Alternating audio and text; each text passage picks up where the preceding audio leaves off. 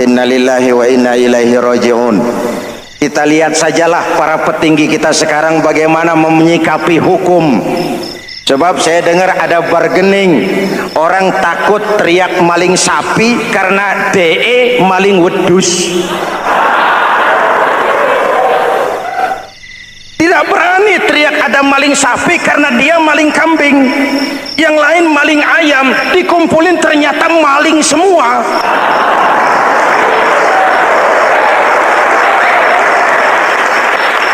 Muhammadin wa ala alihi wa sahbihi ajma'in, amma ba'du. Hadirin hadirat ma'asyiral muslimin yang saya cintai, ada sebuah cerita pendek. Seorang pengendara sepeda motor ditangkap oleh Pak Polisi, lalu diperiksa. Ini motor siapa? Pinjam Pak. Helm? Pinjam. SIM? Pinjam. Kata Pak Polisi, tidak boleh begini. Marah yang naik sepeda motor.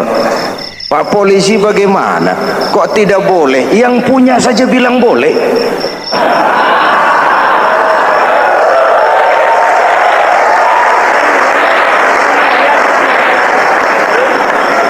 Cerita ini memberikan gambaran bagaimana masyarakat kita sekarang cenderung memboleh-bolehkan diri sendiri, melahirkan permissive society. Masyarakat serba boleh dengan ukuran sakarepe dewe. Itu sebabnya agama diturunkan. Dalam contoh yang indah, Rasul memberikan gambaran bahwa Islam ini bagaikan sebuah bangunan yang komponen pokoknya 5. Bunyal Islamu ala khamsin. Islam dibangun di atas 5 komponen pokok. Jadi kalau Islam ini ibarat bangunan, unsur penunjang pokoknya itu 5. Mari kita analogkan Islam dengan bangunan. Kalau saudara akan membangun rumah, sebelum pasang tiang, pasang genteng, pasang jendela, apa yang lebih dulu dibangun? Fondasi. Kalau Islam ibarat bangunan, fondasinya adalah syahadatu an la ilaha illallah wa anna muhammadar rasulullah. Ini fondasi. Jikalau kuat fondasi, aman bangunan. Jikalau rapuh fondasi, lentur dan luntur bangunan. Maka kuat atau tidak kuatnya bangunan Islam kita bergantung kepada keyakinan dasar tadi, fondasi. Saya bersaksi tidak ada Tuhan selain Allah. Artinya saya tidak akan menyembah kecuali hanya kepada Allah. Orang yang benar fondasinya beres sujudnya. Kalau saya yakin tidak ada Tuhan selain Allah, saya tidak akan minta rezeki kecuali hanya kepada Allah. Orang yang benar fondasinya, giat bekerjanya, jauh dari tipu menipu, jauh dari renten, jauh dari riba, jauh dari korupsi, jauh dari judi. Keyakinan memberikan warna terhadap bentuk kepribadian. Kalau saya yakin tidak ada Tuhan selain Allah, saya tidak akan pernah takut kecuali hanya kepada Allah. Saya tidak akan melarikan persoalan kecuali hanya kepada Allah. Saya tidak akan menggantungkan hidup kecuali hanya kepada Allah. Saya tidak akan minta tolong kecuali hanya kepada Allah. Meresap ke dalam jiwa. Untuk keyakinan seperti ini, orang-orang tua kita dahulu berlinang air mata, bersimbah darah, bahkan berkorban nyawa, melaksanakan hijrah untuk mempertahankan keyakinan. Ini intan paling mahal dan ini mutiara paling berharga. Zaman boleh berubah, tapi fondasi tidak boleh goyah. Masa boleh berganti, tapi fondasi jangan sampai mati. Karena iman kita hidup, untuk iman kita berjuang, dan dalam iman, kita ingin kembali menghadap Allah Subhanahu. Masih ingat cerita tentang Bilal? Masih? Mengulang kaji saja. Bilal itu budak sahaya. Ketika masuk Islam, dipanggil oleh majikannya. Bilal, iya bos. Saya dengar kamu masuk Islam ya? Iya bos. Kok berani-beraninya kamu masuk Islam? Memangnya kamu budak siapa Bilal? Iya budak bos. Bos. Kamu kerja sama siapa? Sama bos. Bos. Yang gaji kamu siapa? Ya bos. Nah, kamu kan ngerti Bilal, kamu budak saya, kamu kerja dengan saya, yang gaji kamu saya, yang beri makan saya. Kenapa? Kok beraninya masuk Islam padahal kamu belum saya kasih izin? Bos, bos boleh beli badan saya, tapi jangan mimpi bisa membeli jiwa saya. Tuhan boleh kuasai badan saya, tapi jangan mimpi bisa menguasai keyakinan saya. Saya memang benar Tuhan yang gaji, tapi kan saya digaji, saya kerja. Kerja itu kewajiban saya, gaji itu hak saya. Soal keyakinan jangan ikut campur bos. Kurang ajar kamu Bilal. Biarin Bilal. Begini saja, kalau kau mau meninggalkan keyakinanmu, meninggalkan Allah Tuhanmu, kau akan kami merdekakan. Tapi kalau kau tetap dalam keyakinanmu, kamu akan saya siksa sampai mati. Bagaimana? Jangan mimpi bos. Lebih baik mati berkalang tanah daripada hidup bercermin bangkai. Biar saya gugur membela keyakinan daripada hidup jadi penjilat menjual akidah. Itu prinsip.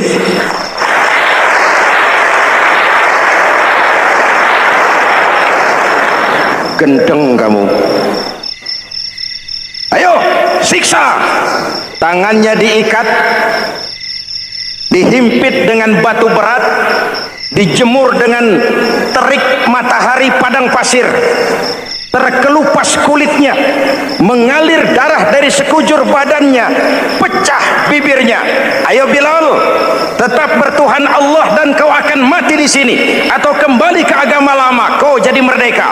Dari bibir yang pecah itu cuma keluar Allahu Ahad. Bilal budak badannya, merdeka jiwanya, maka namanya ditulis dengan tinta emas dalam sejarah. Kita zaman sekarang merdeka badan kita, tapi sering budak mental dan jiwa kita, maka sejarah tidak pernah mau mencatat kita.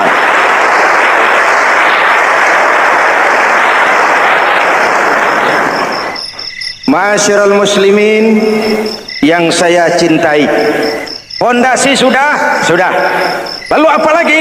Mulai memancangkan tiang. Tiangnya 5. Ada tiang namanya zuhur, asar, maghrib, subuh, isya. Tetapi agar bangunan menjadi kuat, ada tiang-tiang tambahan. Namanya rawatib dan nawafil. Rawatib itu ba'diyah atau qobliyah, nawafil itu di luar itu. Agar bangunan menjadi kuat, dibentuk pribadi lewat sholat. Apa filsafatnya? Pertama, sholat itu simbol penyerahan total kepada Allah. Kita ini sudah kontrak. Innallaha astara minal mu'minina anfusahum wa amwalahum bi anna lahumul jannah. Allah telah membeli dari orang-orang mukmin diri mereka, harta mereka, bagi mereka adalah surga. Penjual kita orang beriman, pembeli Allah, dagangannya amwal dan anfus, harganya adalah surga. Jelas? Penyerahan total itu dimulai dengan takbiratul ihram. Shalli fardal isya, Allahu akbar. Arahkan mata ke tempat kita sujud. Jangan lupa, kalau sudah di atas, lupa dengan yang di bawah. Sudah jadi genteng, petatang peteteng di atas. Lalu bilang, merasa capek sendiri, kata Genteng kepada Tiang, "Tiang, kamu sih enak," kata Genteng, "saya setengah mati di atas, kehujanan, kepanasan, kadang-kadang anak-anak nakal saya disambitin."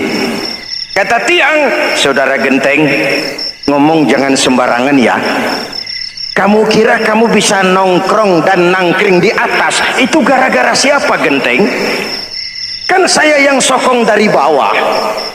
Kamu jadi pejabat tinggi, jadi anggota ini, anggota itu, kami rakyat yang angkat. Jangan sudah di atas kami ditekan.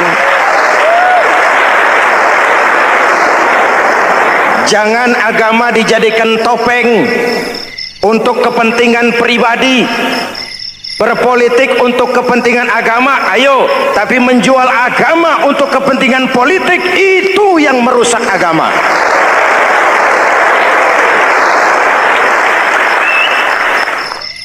Ini kan kita lagi prihatin sedang meluncur kasus Bulog Gate 2.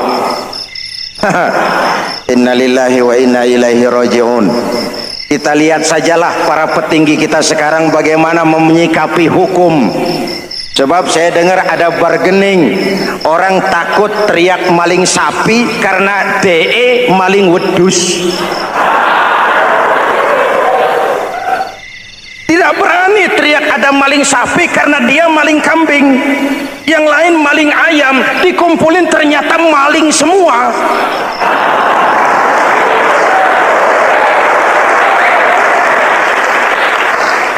Hadirin yang saya hormati, ini melukai rasa keadilan.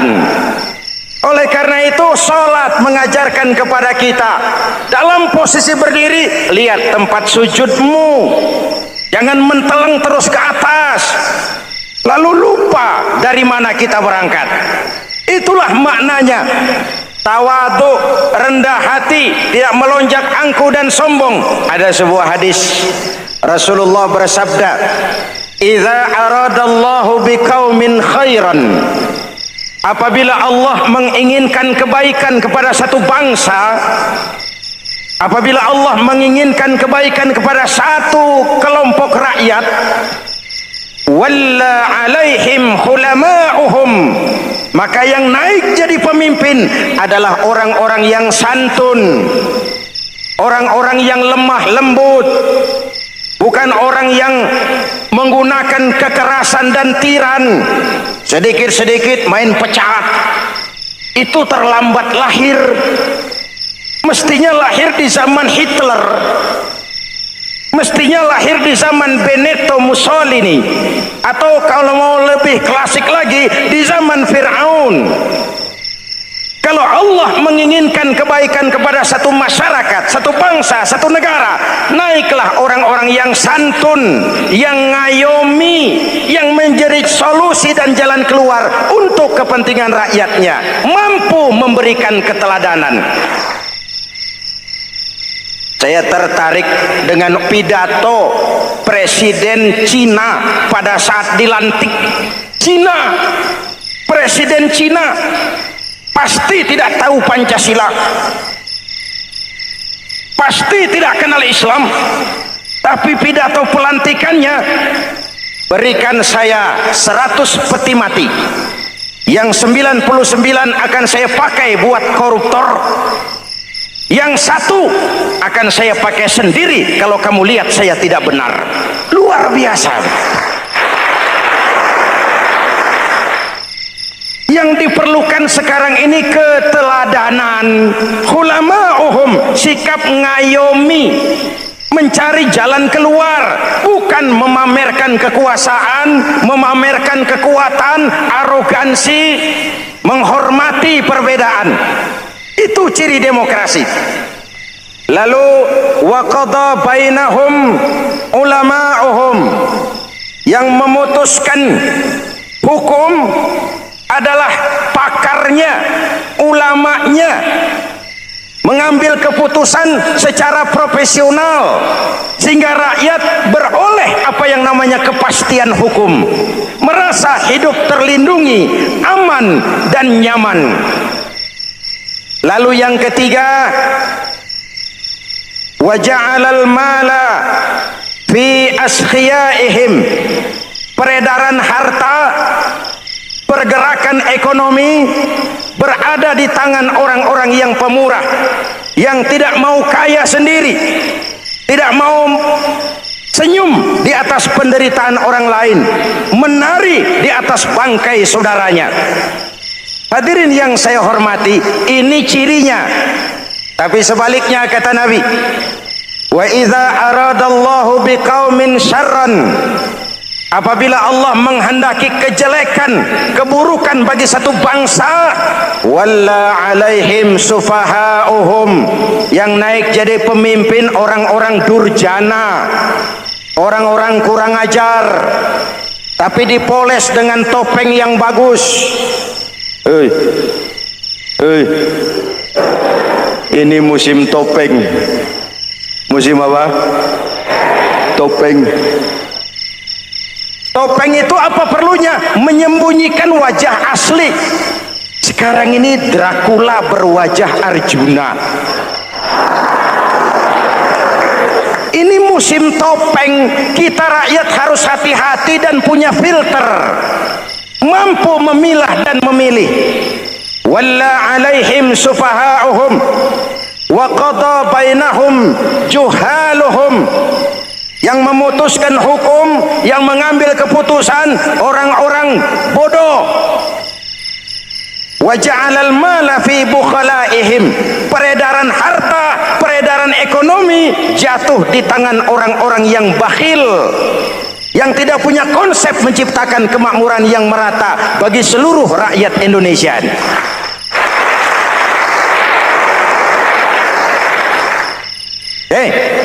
Kita kembali kepada tiang. Ini kan lagi cerita tiang tadi ya. Kalau sedang berdiri, lihat tempat sujud, jangan menteleng terus ke atas. Terserang penyakit tamak bin rakus alias serakah. Nah, selesai. Anggota badan yang paling terhormat ini kepala. Ketika sujud, sama rendahnya dengan telapak kaki. Allahu Akbar, yang besar cuma Allah. Apa bedanya saya dengan saudara? Tidak ada, kecuali saya ngomong saudara dengerin. Kita sama-sama beribadah, sama-sama mencari nilai tambah di hadapan Allah. Apa saya lebih penting dari saudara? Belum tentu. Apa saya lebih hebat dari saudara? Belum tentu. Perasaan lebih penting, lebih hebat, lebih jago setan. Jelas?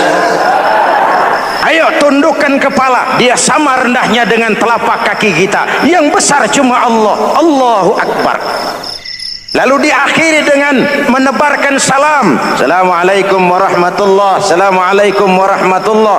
Menebarkan salam, mewujudkan rasa aman, damai, bukan menimbulkan keresahan. Hadirin yang saya hormati, ini karakteristik kita.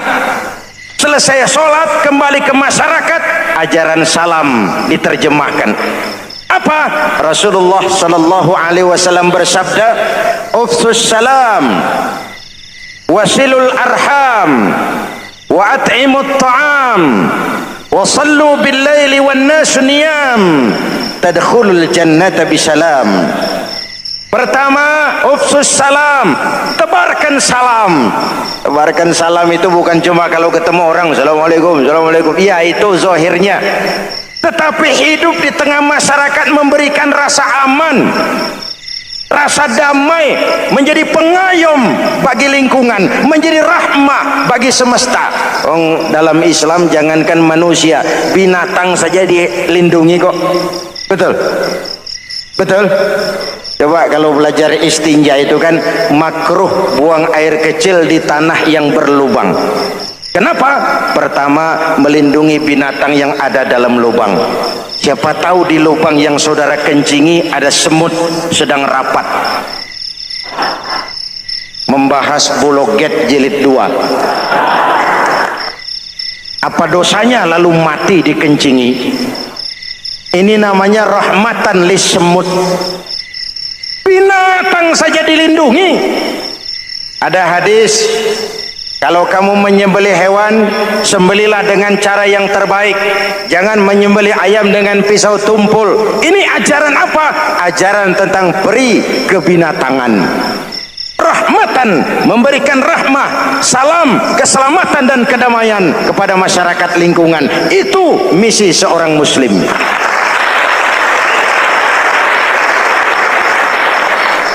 Hadirin hadirat ma'asyiral muslimin yang saya cintai, saya kembali kepada pesan Nabi tadi itu. Pertama, ufsus salam, sebarkan salam. Sekarang ini kan yang banyak sebarkan isu, sebarkan fitnah, hancurkan nama baik orang, hantam orang di mana-mana.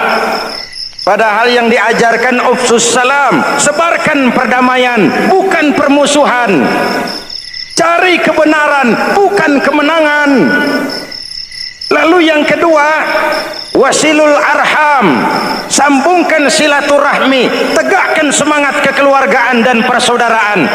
Karena kita sudah diikat dengan tali akidah. Mari kita saling bertanya setelah lewat hari-hari yang dimana kita seperti saling berhadapan, seperti tercabut dari akar budaya kita sebagai bangsa. Semangat gotong royong, semangat kekeluargaan makin lentur dan luntur, dan perlu kita angkat kembali ke permukaan. Silul arham, sambungkan semangat silaturahmi. Wa at'imut ta'am, berikan makan orang-orang yang kelaparan, mempunyai kepekaan dan kepedulian. Jangan menari di atas penderitaan orang, jangan tersenyum di atas isak tangis tetangga. At'imut ta'am, mempunyai kepedulian yang tinggi. Wa sallu bil laili wan nasu niyam, bangunlah di keheningan malam ketika orang sedang tidur.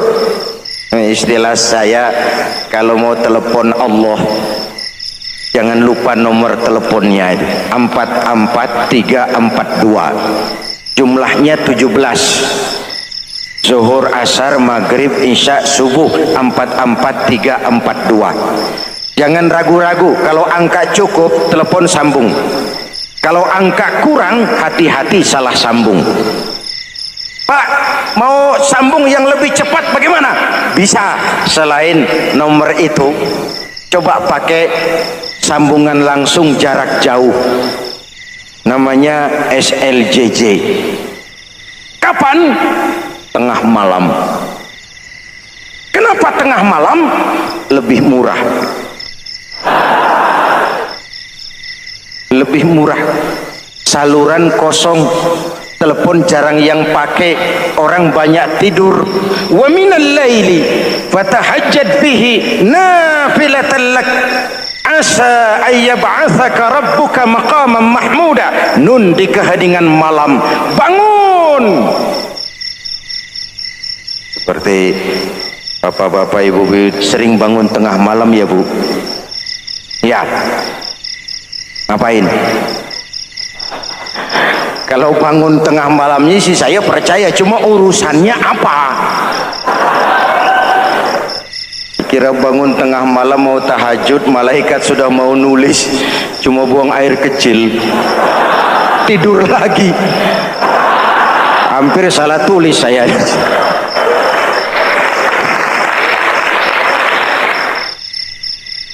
Baik, fondasi sudah Pak, tiang siap. Lalu apa lagi? Nah, rumah itu supaya ada batas, perlu pagar, dinding, tembok. Yang jadi batas, dinding, tembok, puasa. Asyamu junnatun, puasa adalah dinding, benteng yang menyelamatkan manusia jangan sampai menyentuh wilayah lain. Ada batas-batas dan norma yang diindahkan. Selesai tembok, dinding, selesai pagar, selesai. Lah rumah itu supaya bersih kan harus ada kamar mandi, jendela, pintu yang fungsinya membersihkan zakat. Kalau dia zakatul mal, dia bersihkan harta kita. Kalau dia zakatul fitrah, dia bersihkan jiwa kita. Kalau dia zakatul tijarah, dia bersihkan bisnis kita.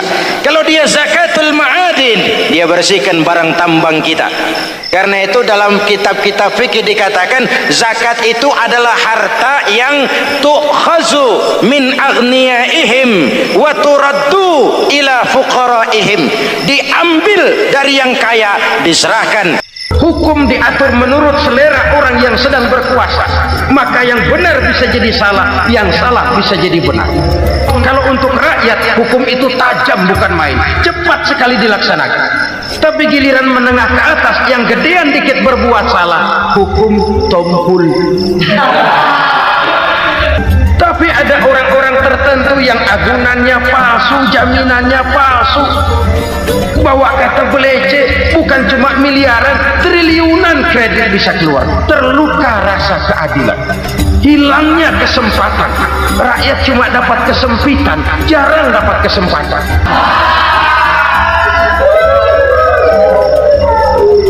Penjara-penjara berdasi kepala botak yang menguras uang rakyat habis-habisan, enak saja melenggang dalam kehidupan ini. Makin terluka rasa keadilan rakyat. Wa ma hakamu bighairi ma anzalallah illa fasyafihimul faqru.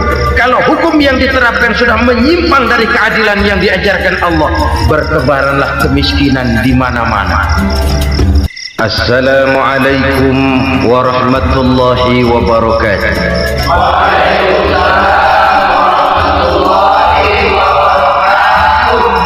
Bismillahirrahmanirrahim. Alhamdulillahi rabbil alamin. Wassalatu wassalamu ala asyrafil anbiya'i wal mursalin, Sayyidina wa maulana Muhammadin wa ala alihi wa sahbihi ajma'in, amma ba'd. Saudara-saudara kaum muslimin rahimakumullah, sebagai bangsa kita tengah menghadapi berbagai bencana, baik di bidang ekonomi maupun di bidang politik. Adalah potret kehidupan sehari-hari. Kita menyaksikan peristiwa-peristiwa yang memilukan dan memalukan. PHK terjadi di mana-mana, pengangguran meningkat, harga-harga membumbung tinggi, daya beli rakyat semakin lemah. Sementara di bidang politik, kejadian-kejadian memberikan indikasi bahwa persatuan dan kesatuan kita sebagai bangsa dewasa ini tengah berada dalam ujian yang berat. Pada jumpa kita kali ini, tanpa bermaksud untuk mencari kambing hitam dari bencana yang kita hadapi, saya ingin menyampaikan sebuah hadis yang diriwayatkan oleh Imam At-Tabarani dari Ibnu Abbas bahwa Rasulullah sallallahu alaihi wasallam bersabda, khamsun bi khamsin. Ada 5 perkara yang dapat menimbulkan 5 macam bencana. Mari kita renungi hadis ini satu demi satu sebagai bahan introspeksi buat kita semua dalam menghadapi bencana yang tengah berlaku sekarang ini. Yang pertama, manaqasa qaumul ahda illa sullita alaihim aduwwuhum. Apabila suatu kaum sudah mengingkari janjinya, maka mereka pun akan dikuasai oleh musuh-musuh mereka. Sederhana saja nampak kalimat dalam hadis ini. Apabila orang sudah mengingkari janji, mereka akan dikuasai oleh musuh-musuh mereka sendiri. Dan musuh kita yang paling utama saat ini adalah kemiskinan dan kebodohan. Kenapa itu terjadi? Karena kita mengingkari janji kita sendiri. Di saat awal-awal berdirinya Orde Baru, kita pernah berjanji untuk melaksanakan Pancasila dan Undang-Undang Dasar 45 secara murni dan konsekuen. Kita berjanji bahwa kita akan menegakkan pemerintah yang bersih dan berwibawa. Itu semua pada permulaannya. Waktu demi waktu berjalan, kita lupa dengan janji yang kita ucapkan itu. Ketuhanan yang Maha Esa kita ucapkan, tapi kesetanan yang luar biasa yang kita lakukan. Kemanusiaan yang adil dan beradab yang kita dengungkan, tetapi kemanusiaan zalim dan biadab yang kita praktekkan. Sederhana saja saudara, hampir setiap pejabat pada posisi-posisi kunci, di awal-awal ia memangku jabatan itu, biasanya ia mengucapkan sumpah dengan lafaz demi Allah, bahwa dalam melaksanakan jabatan ini saya tidak akan menerima hadiah atau pemberian dalam bentuk apapun. Itu pada permulaannya. Lama-lama rupanya hadiah itu asik juga, mulai diterima. Lama-lama dirasa kurang, mulai menagih, dan akhirnya terjadilah praktek yang disebut suap menyuap, semir menyemir, dan lain sebagainya. Kalau ini sudah menjadi kenyataan, bagaimana kita mau menegakkan pemerintah yang bersih dan berwibawa? Undang-Undang Dasar 45 menyatakan bahwa bumi, air, dan seluruh kekayaan negara dikelola oleh negara bagi sebesar-besar kemakmuran rakyat. Yang terjadi adalah bahwa kita merasa mewakili rakyat untuk menikmati harta dan kekayaan negara, sehingga rakyat banyak tidak bisa ikut menikmatinya. Menumpuklah harta itu sehingga terjadilah pepatah, gunung ditimbun, sumur digali. Yang kaya semakin kaya, yang miskin semakin terpuruk. Kita ingkar dengan janji yang kita ucapkan di awal-awal kita bergerak. Kita ingkar dengan janji pada saat kita mengatakannya dengan menyebut nama Allah, dengan mempertaruhkan nama Tuhan, sehingga pada akhirnya jabatan pun mengalami tender. Sudah menjadi rahasia umum, orang mau jadi lurah mesti mengeluarkan uang, mau jadi camat mesti mengeluarkan uang, mau jadi wali kota, bupati, bahkan gubernur, itu ada pasarannya. Secara logika, kalau orang memperoleh satu jabatan karena banyak mengeluarkan uang, tentu pada saat ia mengeluarkan uang, ia sudah punya pemikiran, modal pasti pulang, modal pasti kembali. Kalau orang memperoleh suatu jabatan karena banyak mengeluarkan uang, maka langkah pertama yang dia lakukan setelah memangku jabatan itu ialah bagaimana uang bisa kembali, bagaimana modal bisa pulang. Kalau modal sudah pulang, pikiran berikutnya bagaimana supaya dapat untung. Lalu kapan mau bekerja untuk kepentingan rakyat? Itu nomor 18. Kemudian kalau ada proyek-proyek besar, pertanyaannya ialah bukan apakah proyek ini bermanfaat bagi rakyat, apakah proyek ini layak untuk diteruskan, tetapi yang jadi pertanyaan paling utama ialah bagian saya berapa duit dari proyek ini. Kita bisa lihat proyek mega proyek lahan 1 juta hektar di Kalimantan Tengah, triliunan rupiah, dan proyek itu gagal. SD Impres bulan ini diresmikan, bulan depan retak. Jembatan-jembatan bulan ini gunting pita, bulan depan runtuh. Kita ingkar dengan janji. Kita berkata kita bekerja untuk kepentingan rakyat, tapi kita tidak pernah mengenal rakyat itu. Apabila suatu kaum sudah mulai mengingkari janji, maka mereka akan dikuasai oleh musuh-musuh mereka. Akibatnya tersusunlah barisan-barisan sakit hati yang makin lama makin menjadi bola salju, menggelinding membesar, dan kemudian terjadilah hal-hal yang tidak kita inginkan lagi. Apabila suatu kaum sudah mengingkari janji, maka mereka akan dikuasai oleh musuh-musuh mereka. Ini penyebab bencana yang pertama. Kita tidak konsekuen. Tadinya kita dengan lantang teriak-teriak berantas korupsi, ganyang korupsi. Pada waktu kita belum mendapat kesempatan. Setelah kita naik punya kesempatan, rupanya korupsi enak juga dirasa. Terjadi pergeseran nilai, orang luntur, kehilangan idealisme awal. Lalu untuk menghibur diri, menutup kesalahan, kita gunakanlah pepatah bahwa tidak ada gading yang tak retak, bahwa kita harus mikul dhuwur mendem jeruk. Itu semua cuma sebagai dalih agar kesalahan kita tidak dibicarakan orang lain. Padahal kita sendiri yang mengingkari janji. Kita yang keluar dari komitmen awal kita. Kita berjanji melaksanakan Pancasila dan Undang-Undang Dasar 45 dengan murni dan konsekuen.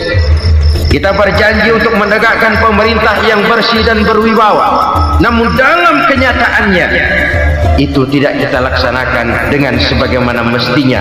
Kita bergeser, kita mengalami proses degradasi, peluncuran nilai, dan akhirnya terbentuklah barisan-barisan sakit hati yang semakin lama semakin membesar itu. Kita harus introspeksi. Memang kalau zaman sedang susah, biasanya kambing hitam laris, tukang kompor gentayangan. Itu dari dulu selalu mencari kambing hitam. Karena itu kita tidak bicara orang, kita tidak bicara siapa yang salah, kita bicara sistem, dan sistem itu bisa mengena siapa saja.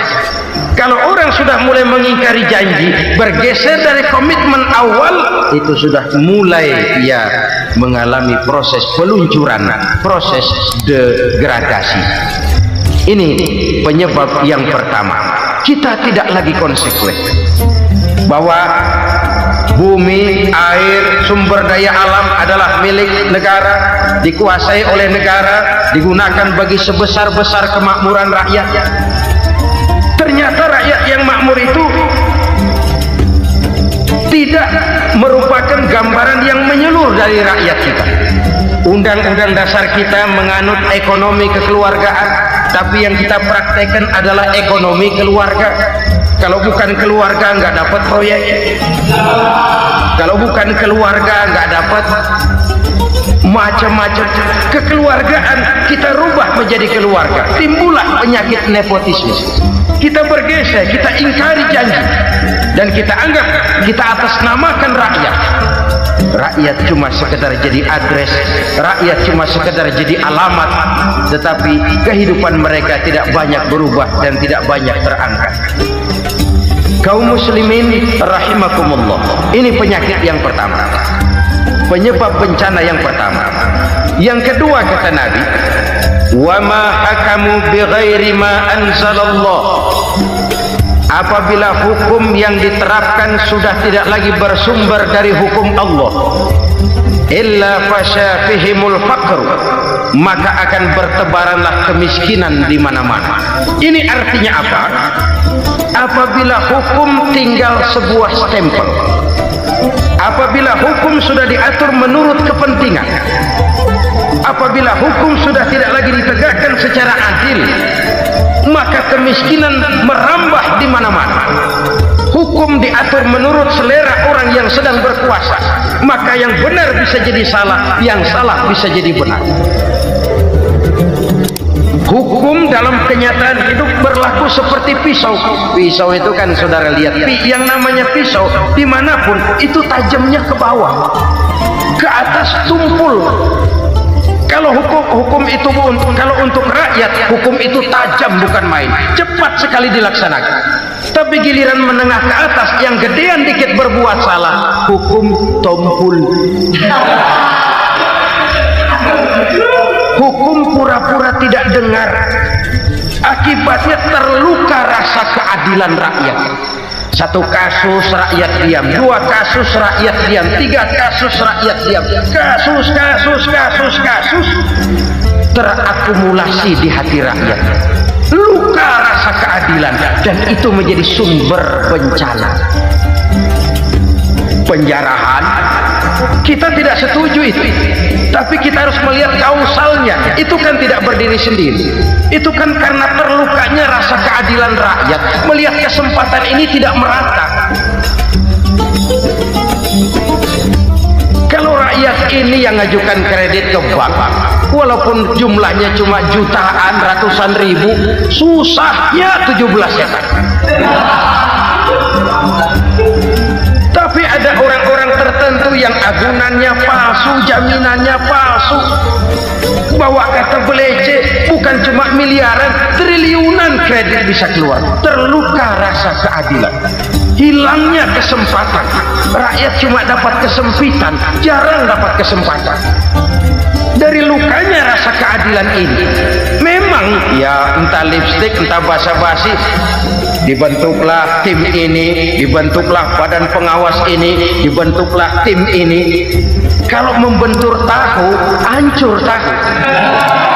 Tapi kalau tim yang dibentuk membentur karang, bukan karangnya yang hancur biasanya, timnya yang bubar. Kenapa? Yang dibentur batu karang yang sangat keras. Kita main-main dengan hukum, kita tidak konsekuen dengan hukum, luka rasa keadilan, dan itu terakumulasi. Edi Tamsil, rakyat tahu, terakumulasi, menguap begitu saja. Kasus-kasus lain rakyat tahu, menguap begitu saja. Ketidakadilan terakumulasi, mengendap di hati rakyat, menunggu ledakan. Pada saat sumbu meledak, rakyat tidak bisa dibendung lagi. Oke, kita tidak setuju dengan penjarahan, tapi jangan melihat itu sebagai peristiwa yang berdiri sendiri. Kenapa itu terjadi? Kausalnya kenapa? Oke, kita tidak setuju memang, tapi yang dijarah oleh rakyat kan memang cuma untuk perut. Yang dijarahkan beras, yang dijarahkan televisi, yang dijarahkan kulkas yang masih bisa dihitung, yang memang real untuk kebutuhan rakyat. Penjara-penjara berdasi kepala botak yang menguras uang rakyat habis-habisan, enak saja melenggang dalam kehidupan ini. Makin terluka rasa keadilan rakyat. Apabila hukum yang diterapkan sudah menyimpang dari keadilan yang diajarkan Allah, fasyafihimul fakru, bertebaranlah kemiskinan. Aneh, memalukan, memilukan. Sebuah negara agraris yang katanya pulaunya hijau royo-royo, Gemari Palau Jenawi Toto Tentem Kertora Harjo,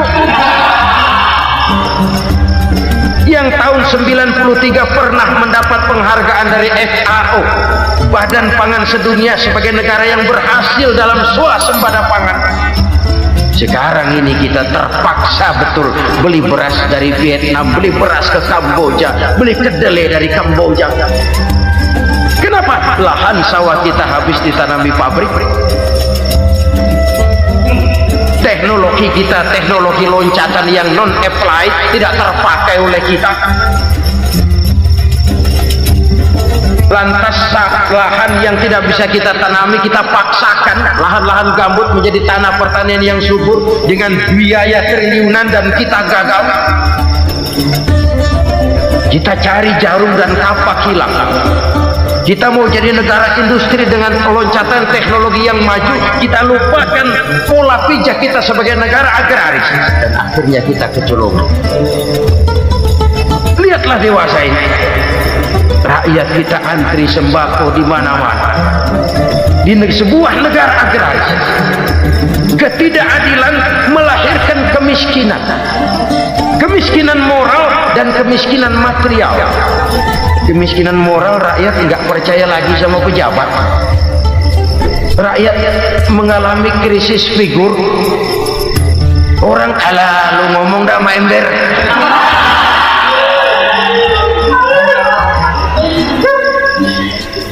Penataran yang menghabiskan biaya miliaran itu melahirkan pejabat-pejabat korup. Pengawasan yang menghabiskan biaya miliaran itu ternyata impoten, mandul. Kemiskinan moral. Jujur saya berkata, saudara-saudara, setelah pintu reformasi dibuka, itu yang masuk memang macam-macam.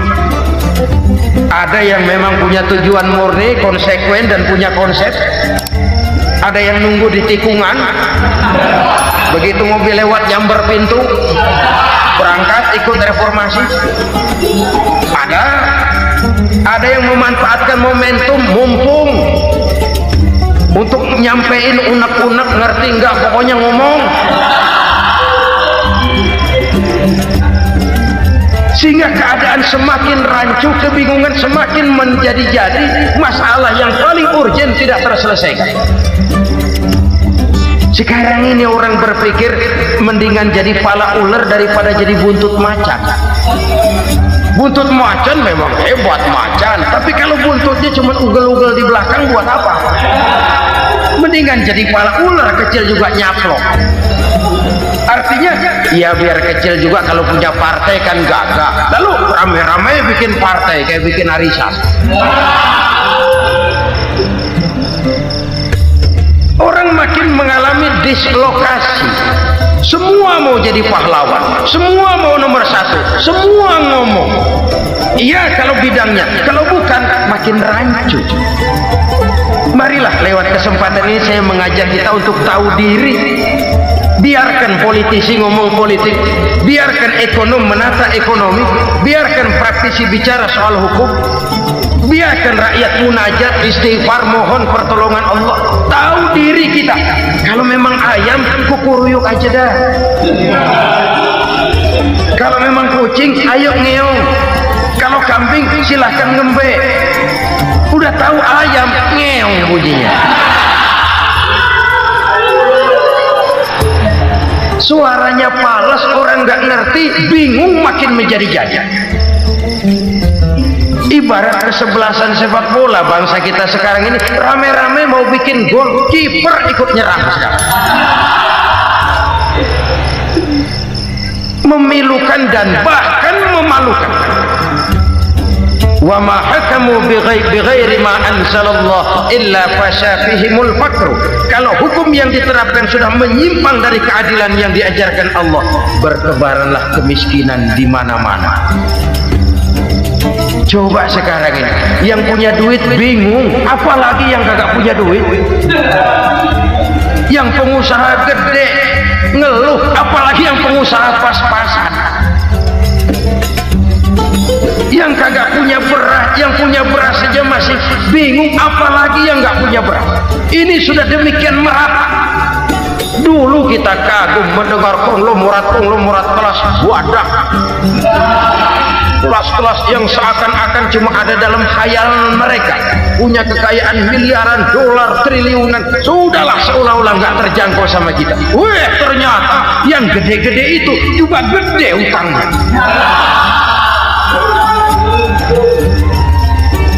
Dan rontok satu demi satu.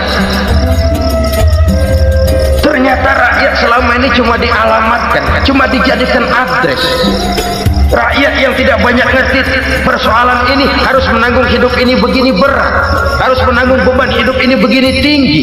Daya beli semakin lemah, semakin terpuruk dan terpuruk, sedang keadaan belum juga banyak berubah. Yang hutang sama luar negeri itu kan bukan rakyat kecil, Ciano. Yang banyak nyimpen dolar juga kan Ciano.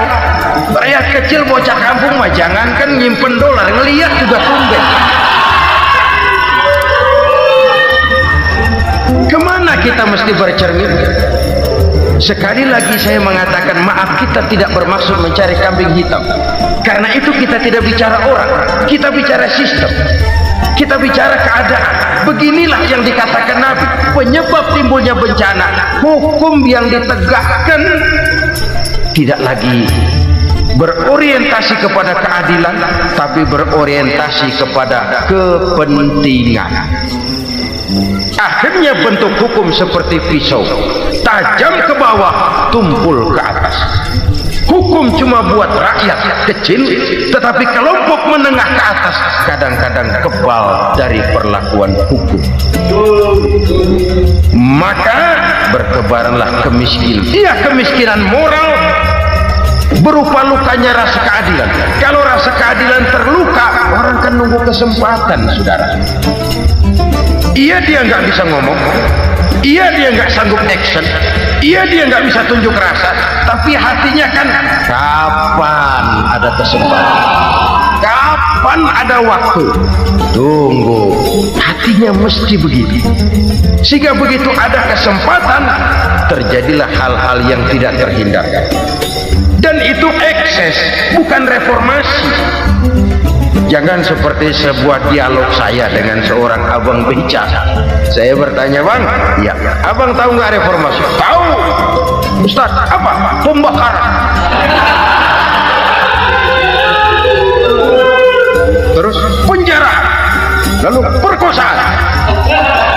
Itu reformasi. Itu yang saya lihat. Itu yang dia lihat. Saya tentu tidak menyalahkan abang beca kita, karena memang itu yang dia lihat dan sejauh itu wawasannya. Tapi ini indikasi bahwa banyak rakyat kita yang belum bisa menggunakan kebebasan secara bertanggung jawab. Padahal kebebasan tanpa tanggung jawab tirani. Sebuah contoh gampang-gampangan. Saya beli radio, saya setel di kamar saya, lalu saya bilang, ini radio gue, yang beli gue, pakai duit gue setel di kamar gue, sekeras-kerasnya, gak ada urusan sama orang lain. Itu kata saya. Tetapi tetangga saya sebelah rumah kan boleh juga ngomong begitu.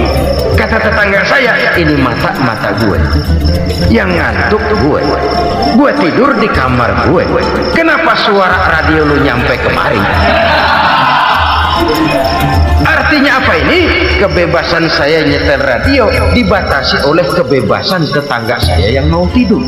Tidak ada kebebasan mutlak. Kebebasan mutlak tanpa tanggung jawab kembali akan melahirkan tirani, kembali akan melahirkan pemaksaan kehendak. Dan itu lagi-lagi bukan demokrasi. Saudara-saudara kaum muslimin rahimakumullah, ini penyakit yang kedua, lukanya rasa keadilan, terutama di kalangan rakyat kecil. Itu mengendap menjadi akumulasi dan menunggu giliran kapan bisa dimuntahkan. Dengan kata lain, rakyat itu udah banyak banget makan yang perutnya jadi enak, nyelam, kapan nunggu muntahnya. Udah begini banyak akumulasi yang mereka pendam di perut ini, sehingga ketika terjadi kesempatan itu sudah tidak terkendalikan lagi. Kita out of control. Saya tidak mentolerir sikap-sikap kekerasan. Bahkan saya lebih cenderung bahwa kalau di rumah kita banyak tikusnya saja racuni, jangan rumah dibakar. Bahwa ada korupsi, ya, ada kolusi, memang ada nepotisme, tentu. Tetapi tikusnya saja racuni, jangan rumah dibakar. Masa mau ngusir tikus bakar rumah? Tikusnya lari, tikusnya selamat, rumahnya ewes-ewes.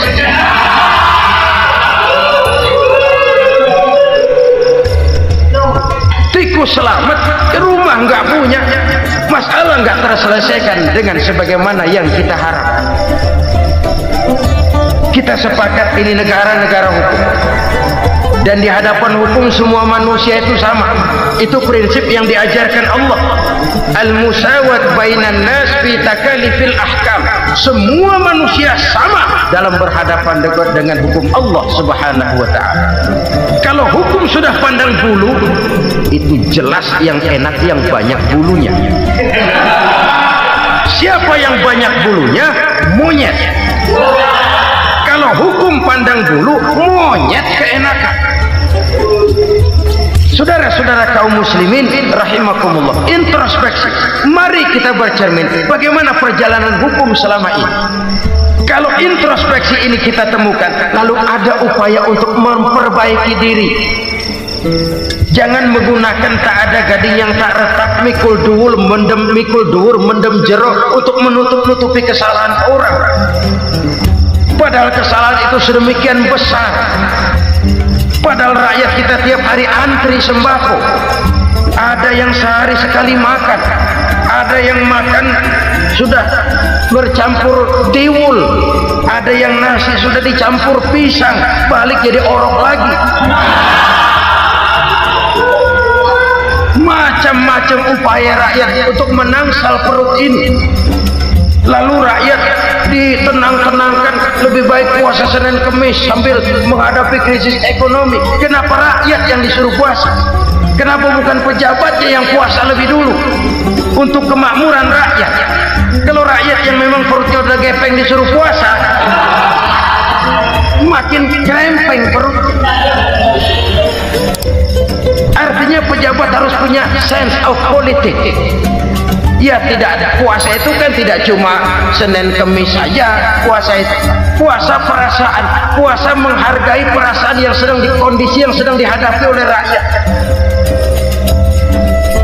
Bagaimana rakyat yang tengah antri sembako melihat pejabatnya lewat dengan mobil yang harganya sampai 1 miliar. Oh, inilah pemimpin saya. Luka lagi rasa keadilannya. Kita tidak tengah rasa. Puasa dalam artian itu pun akan menolong menegakkan semangat kebersamaan, membentuk semangat kebersamaan. Saudara-saudara kaum muslimin rahimakumullah, penyebab bencana yang ketiga dikatakan oleh baginda Nabi, wala dhaharat fihimul fahishatu illa fasha fihimul maut. Apabila kekejian telah merajalela, maka maut bertebaran di mana-mana. Kita renungi butir kalimat dalam hadis ini. Apabila kekejian telah merajalela, maut bertebaran di mana-mana. Begitu murah arti sebuah kehidupan. Penjarahan untuk hal-hal yang kecil tapi sampai mengorbankan nyawa. Apabila kekejian sudah terjadi di mana-mana, maut pun bertebaran. Maut dalam arti berpisah ruh dengan jasad, tapi juga maut dalam arti orang bisa mati karirnya, orang bisa mati usahanya, orang bisa mati kesempatannya karena perbuatan-perbuatan keji yang selama ini tidak terbendung. Lahirlah teori mafia. Siapa yang kuat dia yang berkuasa, siapa yang lemah dia menjadi mangsa. Proyek-proyek besar yang menang tender itu ya dari itu ke itu saja. Yang pengusaha-pengusaha tidak punya koneksi, tidak bisa bayar komisi, dapat proyek tetelan. Ada dagingnya dikit, namanya juga tetelan. Dagingnya sudah habis disantap oleh meja. Sekian puluh meja dilalui, sekian puluh amplop dikeluarkan. Sehingga yang akhirnya ya tinggal tetelan itu tadi. Maka kualitas pekerjaan pun sudah bukan lagi jadi masalah. Demikianlah mafia-mafia ini bermunculan di mana-mana. Di pengadilan terkenal mafia pengadilan. Hukum bisa dibeli, hukum bisa dipesan menurut kebutuhan sponsor. Mafia peradilan, mafia politik, mafia ekonomi, bahkan mafia agama yang menggunakan agama sebagai kedok, menggunakan agama sebagai dalih, menggunakan agama sebagai topeng untuk melancarkan maksud-maksud politiknya pun tidak tertutup kemungkinan. Apabila kekejian telah merajalela, maut bertebaran di mana-mana. Korupsi, kolusi, nepotisme itu bagian dari kekejian. Kita selama ini kalau mendengar maksiat, itu yang terbayang cuma judi, mabuk, zina. Ya itu maksiat. Tapi korupsi, kolusi, nepotisme itu juga maksiat dalam bentuk lain. Kalau ini sudah bertebaran, maka maut terjadi di mana-mana. Jangan bayangkan cuma mati orangnya, itu sih kewajiban. Yang menyakitkan itu orangnya masih hidup tapi dibikin mati, karirnya mati. Kenapa? Karena yang diperlukan bukan cuma orang pinter tapi orang taat. Biar pinter, kalau nggak taat minggir. biar bodoh kalau taat bisa nyenangin atasan, bisa nyemur kumaha juragan wae ayeuna mah. Itu yang kadang-kadang dapat penghargaan. Tidak ada prestasi kerja kecuali bikin senang orang di atas. Kita lihat di desa-desa jalan rusak, kalau ada berita pejabat anak mau turun, jalan rata sekali, sampai tanah dari mana aja dikeruk buat ngeratain tuh jalan. Pejabat pulang legok lagi jalan. Katanya kita kerja buat rakyat, nyatanya kita cuma melayani atas. Kenapa? Terjadi lingkaran setan.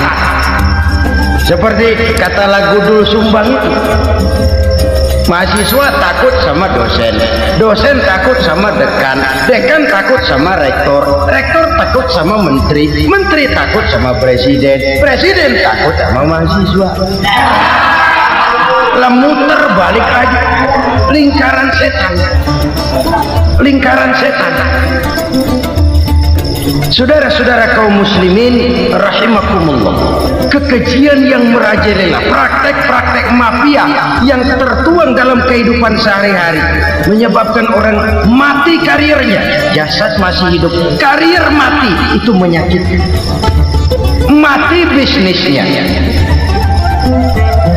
Rakyat kecil pernah senang ketika cengkeh booming, harganya bagus, rakyat banyak yang pergi haji. Lalu mau ditata, lahir tata niaga cengkeh, malah amburadul. Harga cengkeh jatuh, petani cengkeh kecil menjerit. Siapa yang untung? Segelintir orang. Masihkah kita pakai atas nama rakyat untuk kepentingan nasional, padahal yang nyanyi cuma segelintir orang? Masihkah kita mau bohongi rakyat ini dengan mobil nasional tapi bikinan Korea? Masihkah kita mau bermain verbalisme, bermain kata? Ini sebuah masa lalu yang tidak perlu terulang lagi untuk masa-masa yang akan datang. Kekejian merajalela, orang mati karir, bisa mati usaha, mati bisnis. Usahanya maju, dirangkul, hancur. Usahanya maju, dipukul, hancur, tenggelam.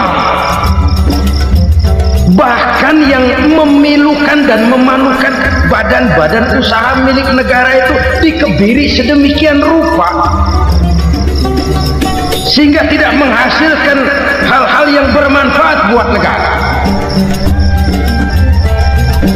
Saudara-saudara kaum muslimin rahimakumullah, kalau nafsu yang sudah mengatur itu semua, maka kekejian pun merajalela.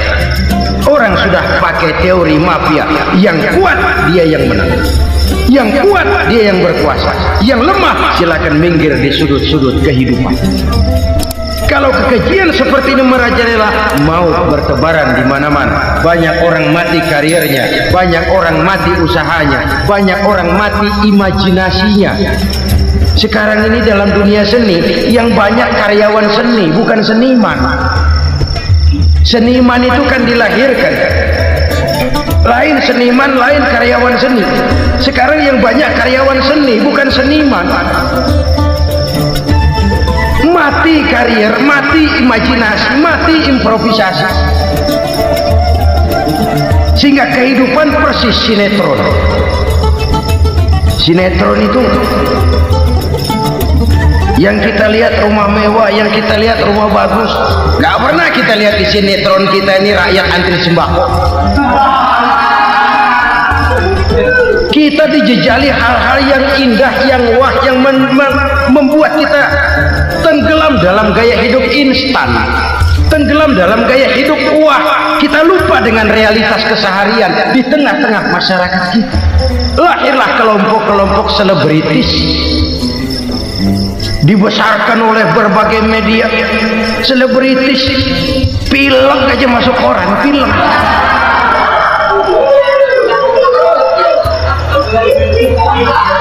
Rakyat yang pingsan antri beras nggak masuk koran. Rakyat yang semaput antri minyak gak masuk koran, selebritis panok masuk koran.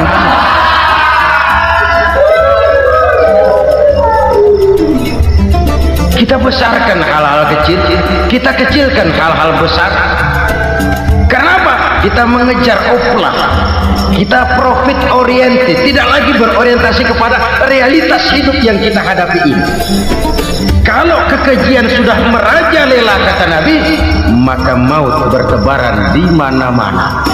Maut dalam artian maut, coba lihat sekarang begitu murah nyawanya. Karena 1000 perak orang mau nusuk bunuh, karena beras seliter orang khilaf, begitu murah kehidupan. Tapi kekejian dalam bentuk korupsi, kolusi, nepotisme, kekejian dalam bentuk itu mematikan karier, mematikan bisnis, mematikan imajinasi, mematikan kreativitas. Itu juga maut dalam bentuk lain akibat kekejaman lain. Ini penyebab yang ketiga. Yang keempat, penyebab bencana menurut baginda Rasul, wala tukhfiful mikyala illa muni'un nabat. Apabila timbangan sudah dicurangi, maka tercegahlah tumbuh-tumbuhan. Apabila timbangan sudah mulai curang, maka terjadilah musim paceklik. Apabila bisnis sudah bergaya mafia tadi itu, kecurangan-kecurangan terjadi, tender di balik pintu, yang dimenangkan cuma kelompok-kelompok yang bisa memberikan presentasi yang besar, muni'un nabat, terjadilah paceklik. Paceklik, panen gagal, wereng, ya wereng, kemarau panjang, it's okay, air sulit, iya, tetapi kan semua itu ada yang ngatur. Kemarau ada yang ngatur, belalang itu ada yang ngatur, air itu juga ada yang ngatur. Yang ngatur itu yang serba maha. Kalau ia murka melihat kecurangan timbangan, Allah itu kalau murka kan gampang saja, tinggal komandoin belalang, lang, hancurin tuh sawah. Konvoy belalang, konvoy. Allah tinggal ngutik angin El Nino, mampir lo ke Indonesia. Hujan nggak turun-turun, kemarau panjang. Jadi kalau musim kemarau kan namanya anginnya El Nino. Kalau musim hujan anginnya namanya La Nina. Cakep namanya, kejem orang. Saudara lihat Cina sekarang sedang kena La Nina, banjir besar, ribuan orang meninggal. Dia mah ribuan mati kagak berasa, rakyatnya miliaran. Bangladesh lagi ngalami La Nina, India lagi ngalami La Nina. Angin, hujan, kemarau, belalang, itu kan ada yang ngendaliin. Kuncinya bukan di belalangnya, kuncinya bukan di peredaran matahari berputar, kuncinya di atas yang mengatur semua itu. Kalau timbangan sudah mulai curang, pengusaha sudah nggak mau jujur, apa nggak bikin perut jadi mual. Begitu rakyat antri sembako pingsan nggak dapat beras, sementara beras ditumpuk-tumpuk sampai membusuk. Kemana hati nuraninya? Kemana akal pikirannya? Kemana mereka yang berbuat atas nama rakyat tapi melihat rakyat susah tidak tergerak hatinya? Saudara-saudara kaum muslimin rahimakumullah, sekian dulu jumpa kita kali ini. Mudah-mudahan yang saya sampaikan dari hadis riwayat Imam Tabrani ini menjadi bahan introspeksi buat kita semua. Tidak akan seorang muslim jatuh 2 kali di tempat yang sama. semua merupakan pelajaran untuk kita jadikan introspeksi guna menata hari esok yang lebih baik daripada hari ini. Reformasi harus terus berlanjut, tidak bisa dan tidak perlu dikendalikan, tapi harus tetap dengan landasan akhlakul karimah sesuai dengan budaya kita sebagai bangsa. Terima kasih atas perhatian saudara, mohon maaf atas segala kekurangan. Jumpa lagi lain kesempatan insyaallah.